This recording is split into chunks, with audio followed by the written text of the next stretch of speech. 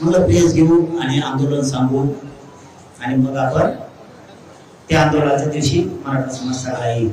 पण आपले बोलते एकदम खात्यात पुढं ते म्हणले नाही आम्ही येणारच म्हणले उगन पीक काय करतोय बैठक झालं बैठकीच ही विश्वास तुमचा माझ्यावर माझा तुमच्यावर येऊन विश्वास मला खरंच आज प्रामाणिकपणाचं फळ मिळालं. तुम्ही इतक्या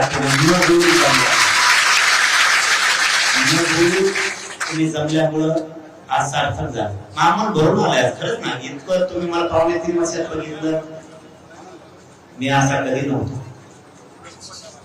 इतका आनंद झाला मला आज माझा एवढं छाती भरून आहे मला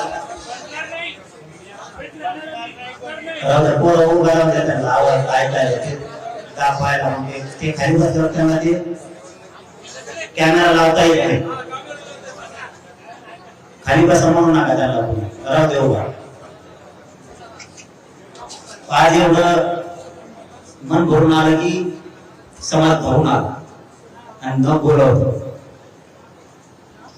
आणि म्हणूनच आपल्याला भीती आहे. मराठ्यांचा जे दरदरा राज्यावरती ना एवढ्याच मुळे आपण एक जीवन सगळे ताकदीने एकत्र येतो.